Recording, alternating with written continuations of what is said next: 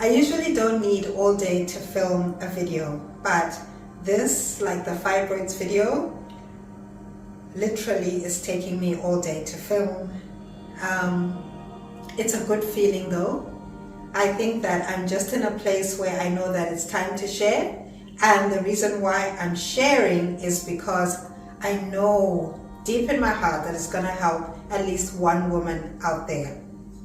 So in today's video, I'm talking about a condition that a lot of women who are going through it often don't want to talk about. I know that was the case for myself.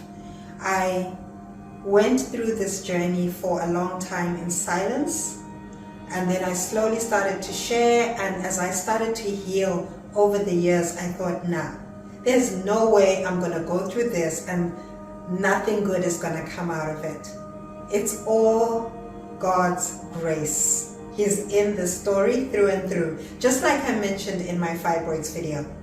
So I released a video on fibroids some weeks ago. I shared my personal healing journey with fibroids.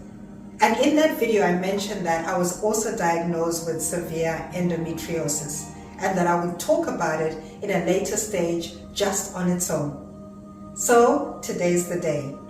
I'm going to be giving you my personal story, a snippet of it, because I honestly feel like I could talk about it for hours as in actually go through the detail of how I was diagnosed and what happened.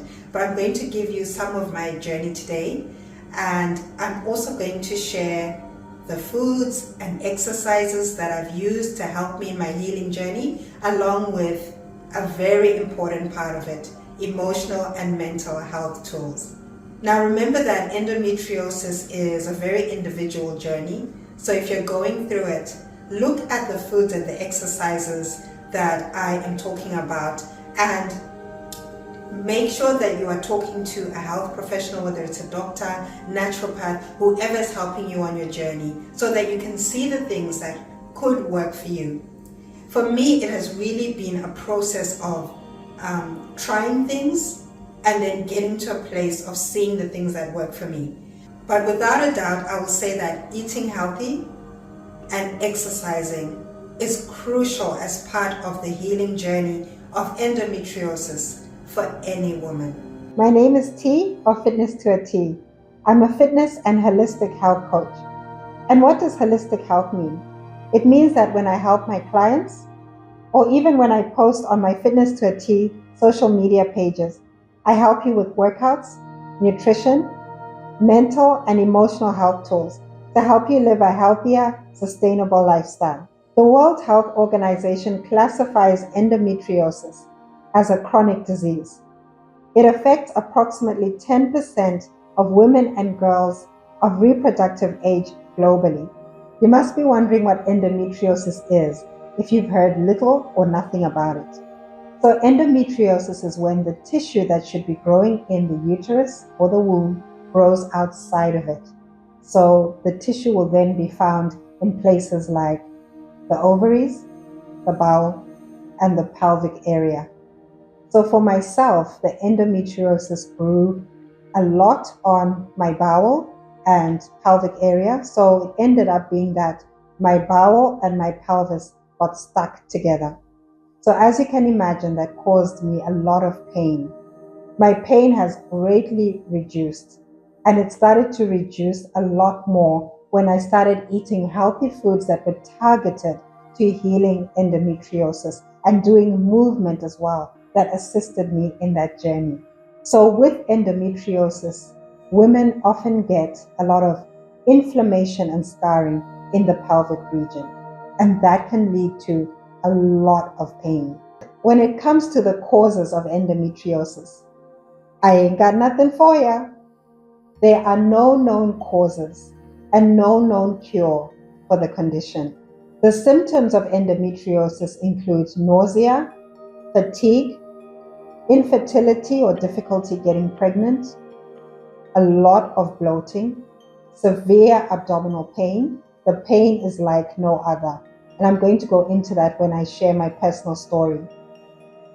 Painful periods and heavy bleeding, I remember I had really painful periods from when I was a teen, that I used to put my feet up on the wall just to try and cool my feet so that I could reduce the pain. Go figure.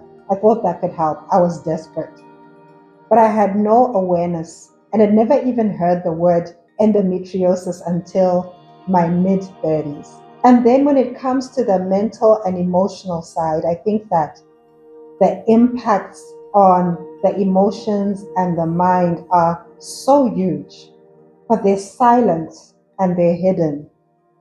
So sometimes you won't even realize how huge the impact is. And once you learn to work on your emotional and mental health, and for me, the spiritual health came first, then emotional and mental.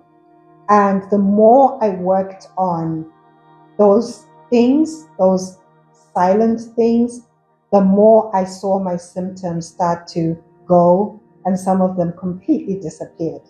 So now I'm going to share my personal story. Wow.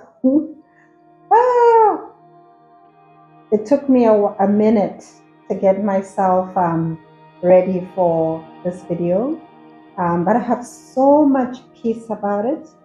I think that one of the things I'll say first, just like I said when I shared about my fibroids video, is that God is in my story through and through. And if it wasn't for my faith and leaning on God first, I wouldn't even be here today to tell you my story and encourage one person, even one person out there, that girl, you got this, girl, you can get through the hardest, most difficult things, and you can heal and you can get through it, even when something seems so big.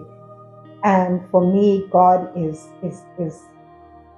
what has brought me to this point, and then everything else, all the other tools, fall under my faith. They fall under God. So I just want to give Him the glory.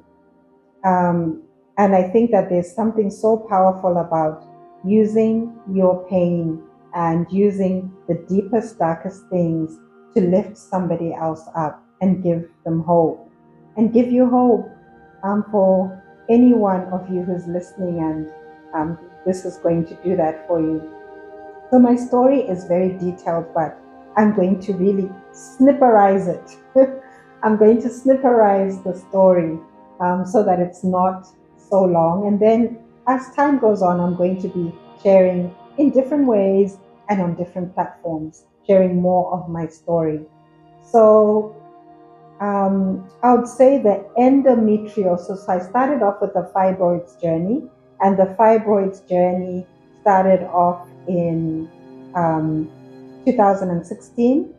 And then the endometriosis journey, or me getting to an awareness and being diagnosed with endometriosis, only started in 2020. So not long ago, 4 years ago, that I knew that I also had endometriosis. So I'd been through the fibroids journey. You can refer back to my video about fibroids. And I had my first operation for removal of fibroids. And at that time, I was not living in Melbourne. I was living in a smaller town in New South Wales, which is a state in Australia. And I was living there, and that's where I had my operation. But they didn't see any endometriosis. So my father passed away in 2017. And that same year, I separated from my husband. So I'm now divorced. And that is another testimony for another day of how God has helped me heal and come out stronger and as I am now. But I got divorced after my dad passed away, and then I traveled around the world on a ship as a personal trainer for a luxury cruise ship.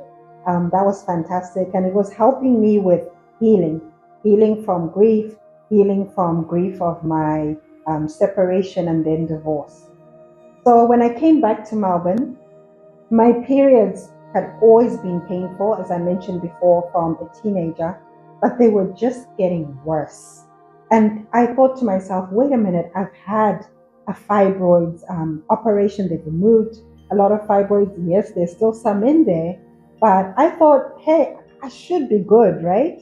But my abdominal pain was worse. Like, I was spending days just curled up in a ball. It was just unbearable. There were days where I couldn't walk, couldn't do anything. And as you can imagine, as a fitness trainer, I got to be moving, you know what I mean? So it was hard. And some days I had to take days off of work. And because I wasn't in a place where I could share, only very few people knew that I was going through this pain. So I ended up going to see a gynecologist here in Melbourne. I started my journey again with trying to understand what was going on.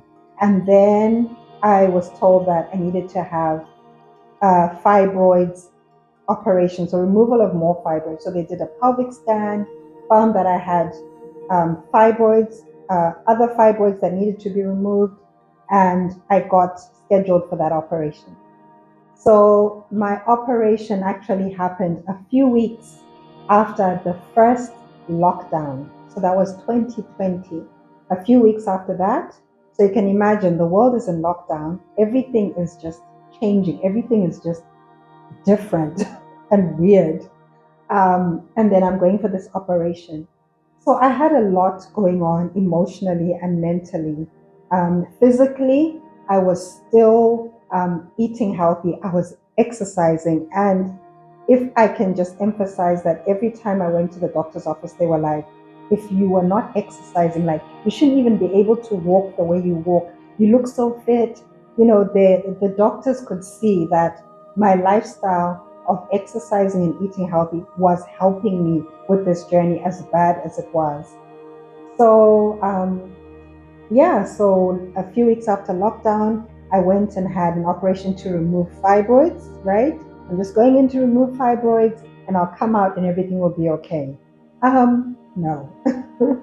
I came out of that operation and really groggy, really sore. I couldn't walk for probably 2 days.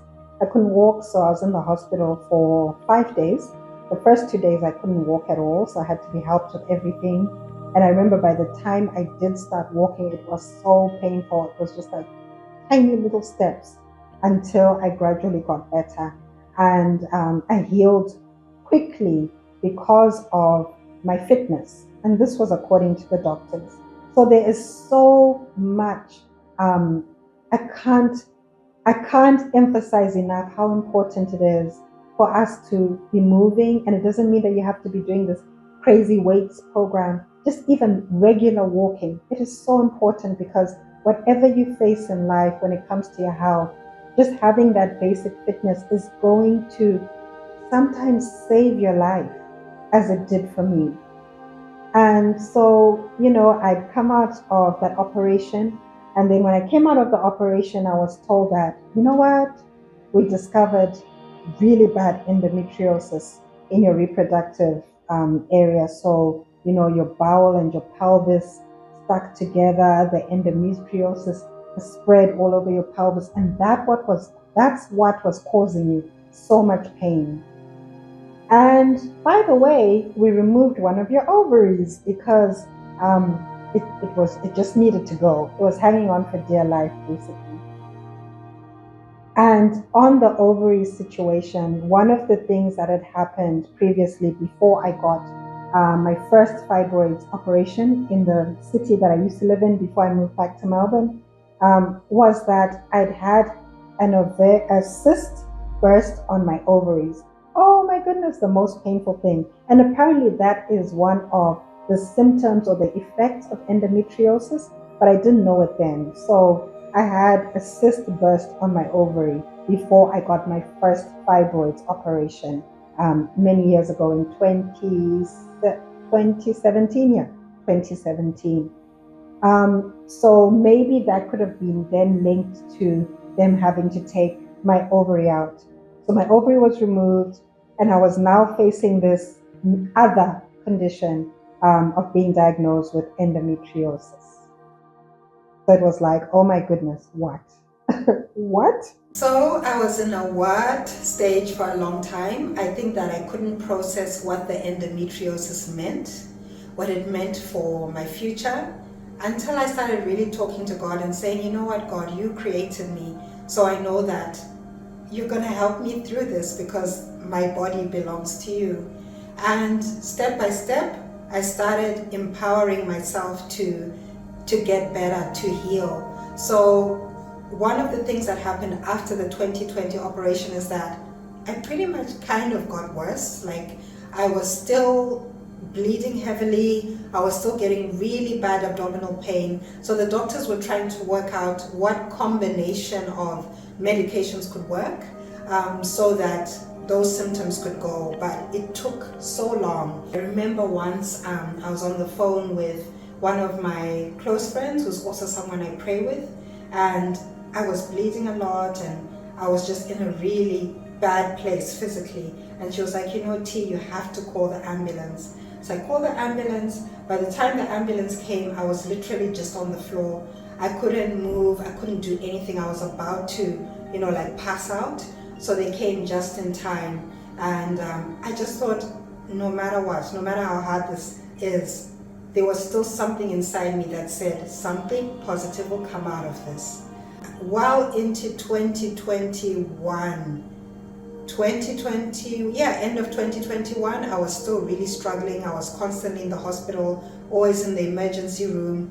I saw the hospital a lot. I knew the staff.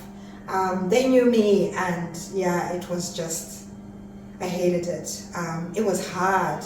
And I was still continuing with work and just trying to do the best I could. I had to take some time off, of course, but I just kept trying to get on with life. And then it just got to a phase where, I empowered myself to start looking for foods that work.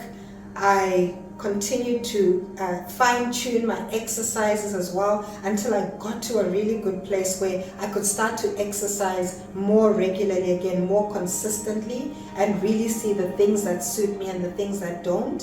I also use the services of a naturopath. So Rebecca from the Melbourne Natural Medicine Clinic, and her supplementation that she recommended for my womb really helped a lot. And then, of course, I worked a lot on my spiritual, emotional, and mental health. And then I think that was the foundation, particularly the spiritual health, of then reducing and even having some of the physical symptoms disappear. So now I've come to a place where I rarely have pain. I really have to think, when was the last time I felt pain? Sometimes I do, but it's very rare.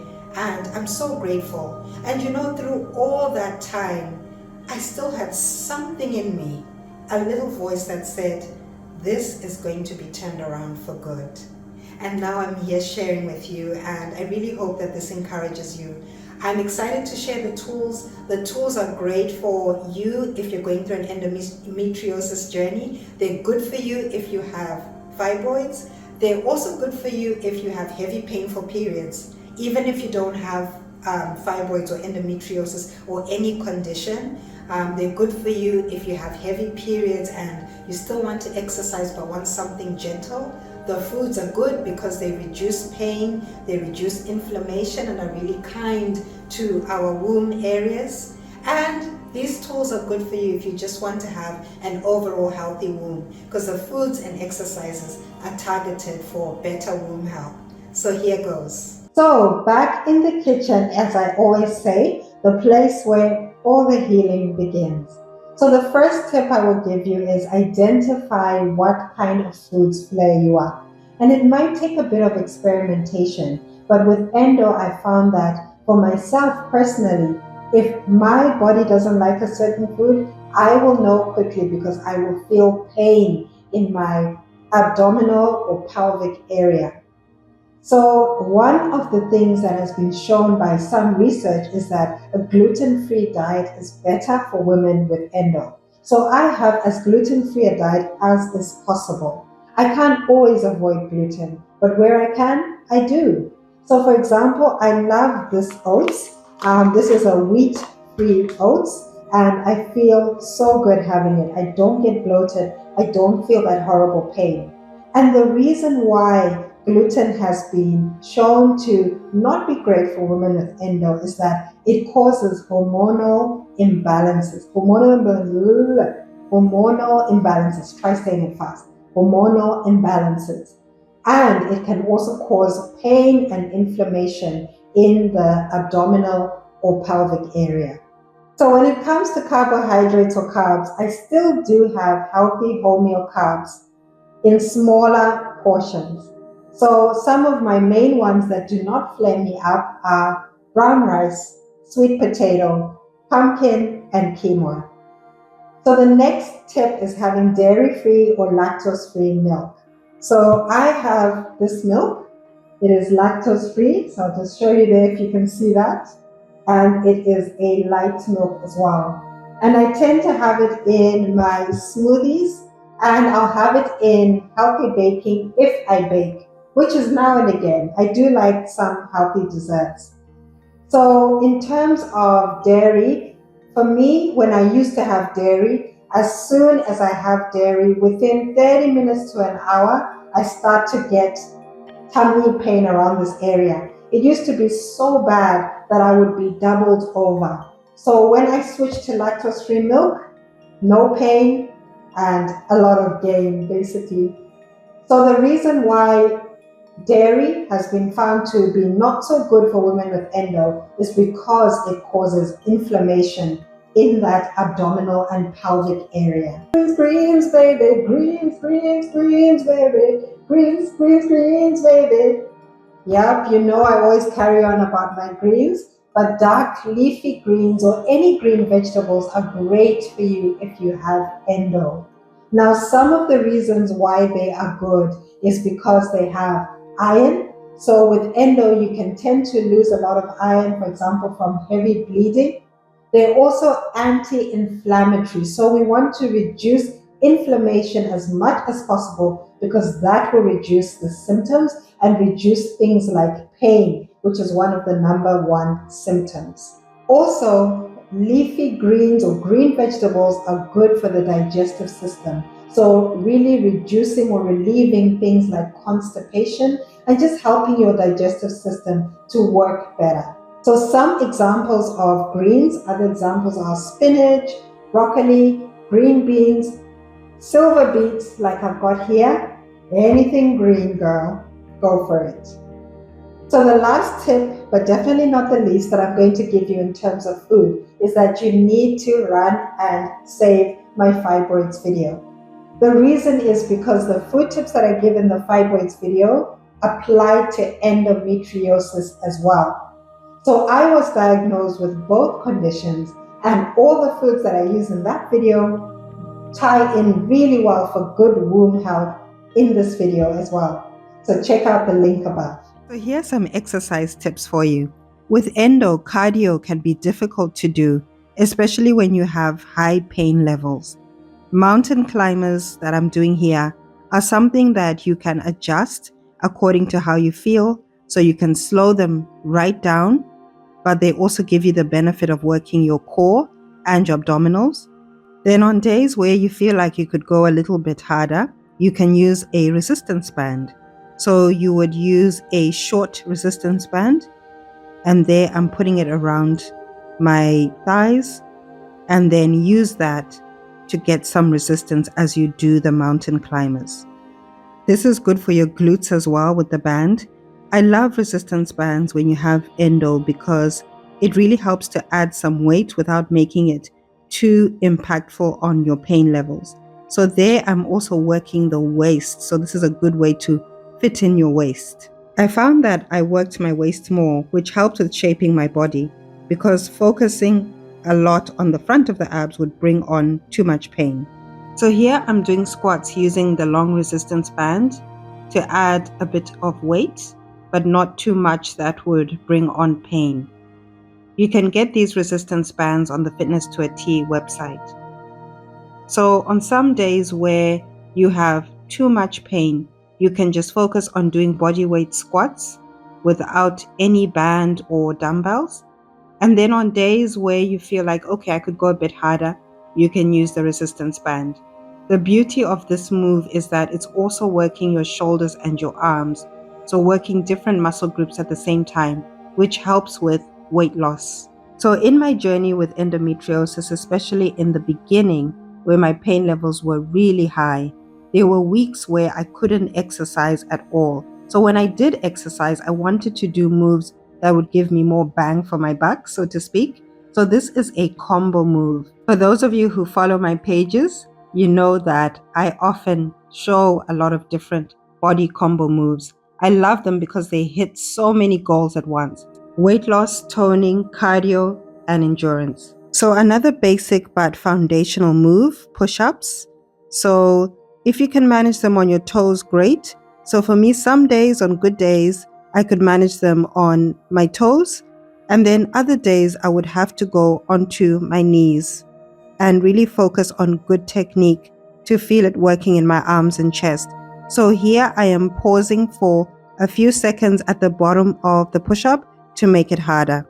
One of the things I love about the exercises I'm showing you is that they are all really good base or foundational moves that you need to include in your kit bag when you do exercise, because they are working a lot of different muscle groups and giving you a good foundation for fitness. Another goody classic one, the plank. So when you can manage on your toes, fantastic. And then on harder days, you can go onto your knees. So you can either be up on the hands or on the elbows like I am here, which is the easiest version. Make sure that you're drawing your belly button in towards your spine and still breathing gently. The plank is really good for those rainy days with the abdominal area where it just feels too uncomfortable to do anything else. I found that the plank is something I could do most times I exercised, no matter what. Another hot tip is holding it for 15 seconds. Doesn't need to be long, 3 sets. It is really important to work your back, ladies. Not only does this help with better posture, shaping your body beautifully, and reducing back pain, it's also a hot tip for weight loss or healthy weight maintenance. This is because your back is one of the largest muscle groups, and when you work your back, you burn a lot of calories overall. I really enjoy working my back, and ever since I got the diagnoses that I did, I find that I work my back twice a week. So I tend to hit it more than other areas, and I found as well that in the weeks where I do have pain, the back is an area that I can work without feeling too affected. Back pain, particularly in the lower back, is one of the symptoms of endometriosis. My lower back pain was so bad. Firstly, it's really important for you to stretch your lower back, like what I'm doing here. And you can use a resistance band to help you bring your legs closer to you. I've included a 9-minute lower back stretch video that you can do with me above. So save that and use it, girl. And then the second important thing is to strengthen your back. So I have a low back workout video that you can do with me too. And the video is above for you. So I'm just going to give you some emotional and mental health tools of how you can cope when you are dealing with endometriosis. I would say that the first thing for me was definitely my spiritual journey, and still is my spiritual journey. And then also, of course, using emotional and mental health tools. So in my fibroids video, I mentioned about Bible verses that I speak to my womb daily, and they've really helped me. And whether you're a Christian or not, words themselves are so powerful. Words, the tongue has the power of life or death. So whatever you speak to yourself, whether in your mind, silently to yourself, I hate my body, I'm fat, I'm disgusting, I'm stupid. Those things impact you the more consistently you say them. Just like positive things like, I am beautiful, I'm strong, I'm a conqueror, I can get through hard things, will impact you as well. So someone asked me which verses I drew strength from, and I'll just give you two really simple ones and why I drew strength from them. From Psalm 18, and forgive me if I don't quote it exactly as it is, but it's, He reached down from on high and took a hold of me. He rescued me from deep waters. And it just constantly reminds me of how much grace has rescued me. For me to be alive here today, from being someone who would constantly be calling the ambulance coming in, and I'm literally nearly passing out because I've lost so much blood, and to now be standing here, telling my story to encourage you, feeling stronger, feeling fitter, not having any pain anymore, or not even remembering the last time I had pain. I just think that is a miracle. So I'm so grateful to God for that.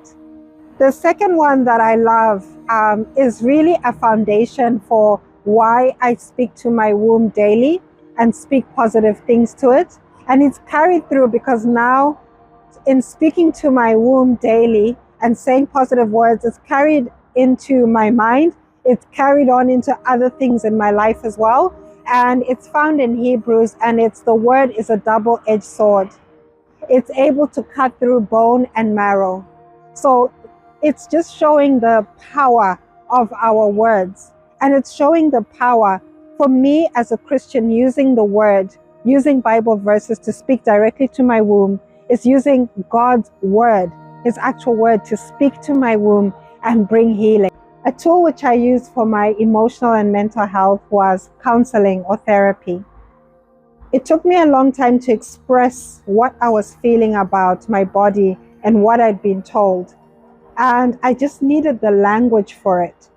Also, I was really angry with my body for a long time. So I had to learn to forgive myself. So along with using my spiritual journey to forgive myself, I also used therapy to be able to express it in a healthy way and to then be able to turn it around into forgiveness. There are so many things that I learned from therapy and counseling. And I think that some of the tools that I learned while in my therapy sessions are what are helping me to be able to speak to you today from such a place of peace, of happiness, and of knowing that the pain that I went through is for a purpose. One of the biggest things that brings flare-ups when it comes to endometriosis is stress.